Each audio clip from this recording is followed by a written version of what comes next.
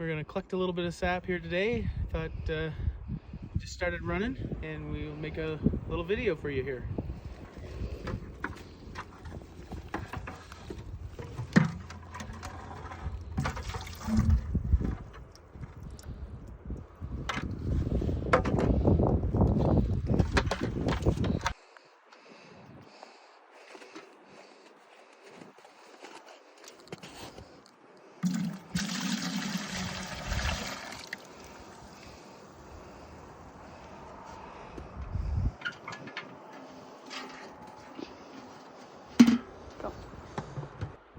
Okay, so we emptied a bucket and a 5-gallon pail, and this is the third type of collection I have, just a 1-gallon water jug. And I have these on some of the smaller single trees.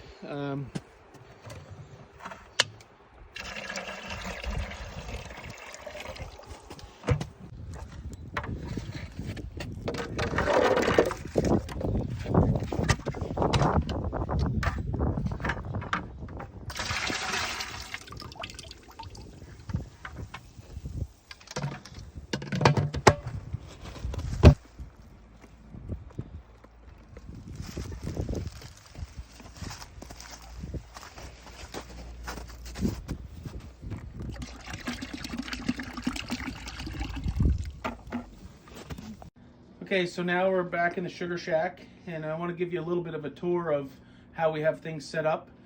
Again, last year we just used the turkey fryer on propane, and I've hooked up a few things. So I just want to show you some of the features that I've incorporated into our sugar shack.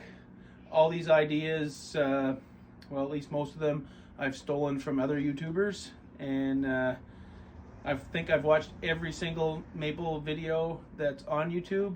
So I thought maybe I would add a couple more.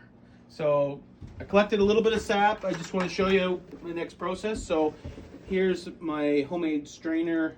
So it's just a small bucket with the bottom cut off, a couple of coat hangers bent to hold the middle of the cone up, and it helps strain out the needles and twigs.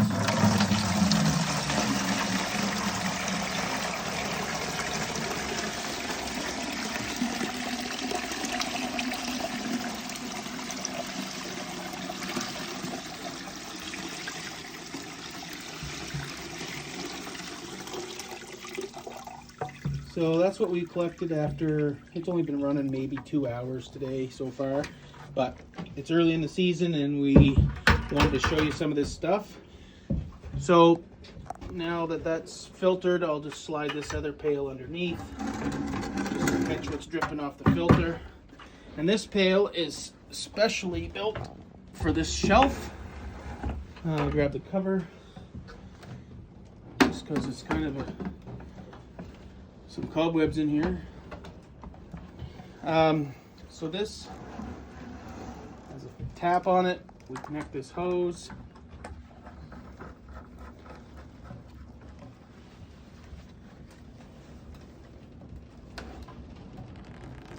Okay, and this is connected to our preheater, which we'll show you once we're boiling. But I can control how much runs through here with this tap. Just open it a crack, and it'll preheat my sap on the coil, and it won't disrupt my boil.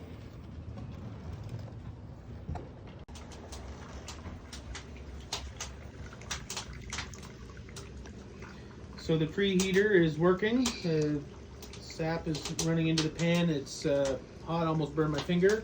So that's definitely working. We just lit the fire, so it's not quite to a boil, but it's steaming. And this is our first test of the preheater, and I'm quite pleased with it. I have to figure out exactly where to have it set for how fast it's once it's boiling. The other thing we added this year was a blower into the fire, and it really makes that fire roar. So we stole this idea off of YouTube as well, and it really makes a big difference. The other thing we did to the sugar shack, I cut a hole in the eave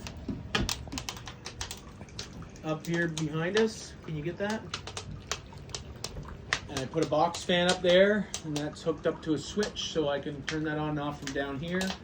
I can also pull that cord and close it when I need to, but that's to let all my steam out, and it seems to work pretty good. So this is our setup for 2022.